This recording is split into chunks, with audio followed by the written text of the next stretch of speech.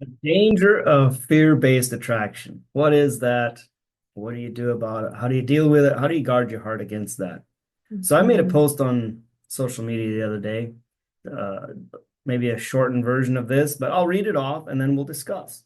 So the most dangerous moment in love and dating is when you meet someone you're attracted to. Okay. And if you meet someone in a place of scarcity and fear, that's when you're most likely to lower your standards or be tempted to do so Mhm. and lose your boundaries. And the instinct is to avoid doing anything that could mess it up. Instead of thinking, let's see how right this is, Mhm. anxiety takes over, and the instinct is to try to make the other person happy. Mhm. And the belief is that if you can make them happy, maybe they won't leave. And for many, this leads to over giving and under communicating what they truly need. This is a poisonous combination because it not only causes burnout from giving too much, but it also means no one really knows what you want. Yeah. So let's discuss that. This becomes more prevalent for older singles. We speak from Mhm. experience, Mhm. having both gotten married in our 40s. Yes. And, if you meet somebody you really, really want to be married and you meet somebody you're attracted to, and the first instinct is to at least be tempted to grab a hold of that person and really go after them Yeah. or try to grab their attention or Yeah. even get into a relationship. Yeah. And maybe not everything is ideal. Right. Not everything's like you wish, but man, they're so hot or so handsome. Mhm. And you want to make it work so that it can be right and to somehow make it to where it's a good match or to make it where it's God's will. Ask God to Mhm. bless your decision instead of, asking for wisdom to make a wise decision to begin with. Yeah. So, have you ever had experiences like this in real life? Absolutely. Share Yes. story time, my. Yeah.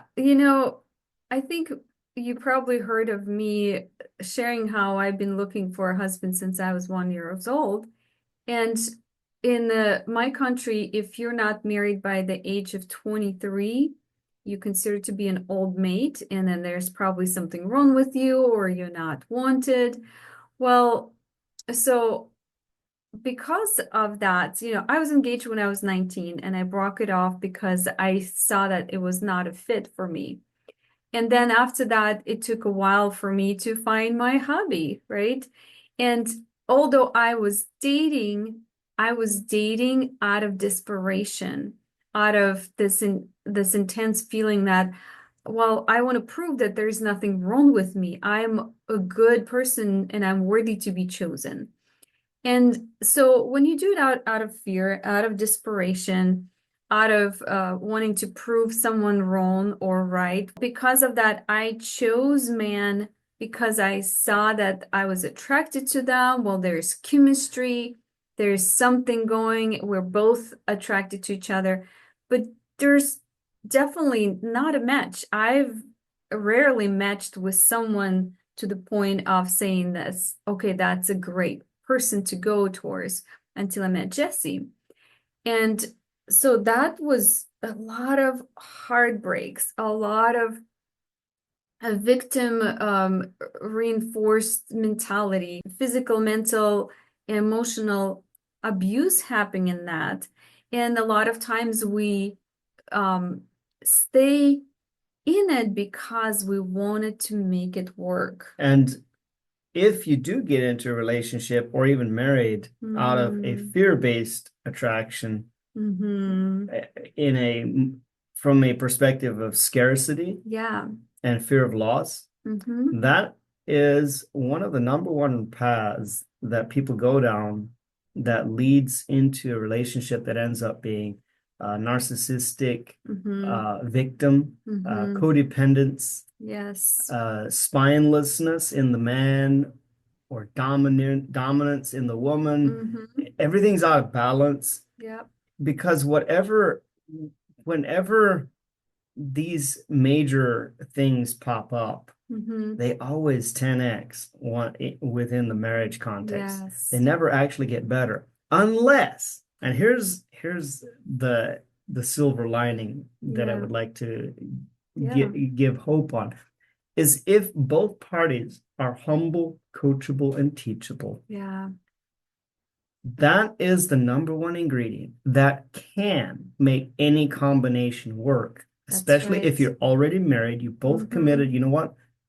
I repent, I humble myself. I'm going to learn, grow, and teach, ask questions, Yeah. and I'm going to seek to improve and become a better person. If both Mm-hmm. parties do that, then there's no such thing as having married the wrong person. Yes. At the same time, if you're not married, you also don't want to use that as a scapegoat for moving forward if you know that Mm-hmm. you can prevent a difficult, challenging marriage, Yeah. because otherwise you're still doing the same thing of trying to make something work that's going to be much, much more hard than it ought to be or needs to be. Yeah. So, if you're still in the dating stage or engaged or whatever it is in that stage leading up to marriage, Mm-hmm. that's the time to make the hard decisions that will Yes. prevent a life of chaos and drama and regret and anguish and pain and abuse. Mm-hmm. So note to self, there's 8 billion people in the world. Mm-hmm. Approximately 50% of them are of the opposite gender. Okay. So Mm-hmm. what really needs to happen is if you don't have options, or you feel like you have a lack of options, ask yourself the question, why? What's Mm-hmm. blocking you from accepting and opening up your horizons for more options? Yes. Whatever your answer is, that's where your agreement is with something that is going to continue to block you until you're willing to push past your comfort zone. It could be long Yes. distance relationships.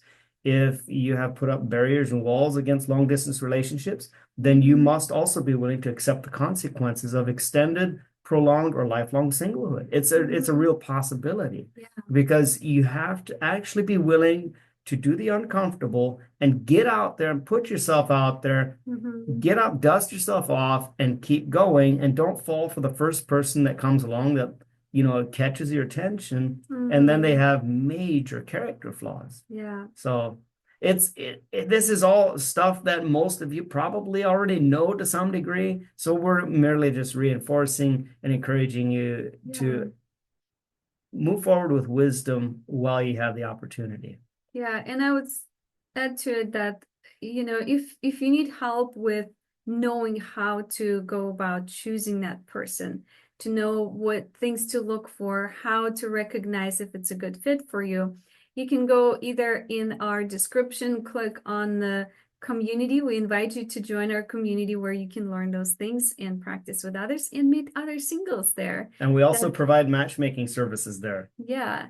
And, or if you don't want to be part of a community, which I don't know why you wouldn't want to, you can also go and watch our other videos that talk more about those things and do it yourself. But life is so much better in the community, huh? That's right, Yep. because we're all better together.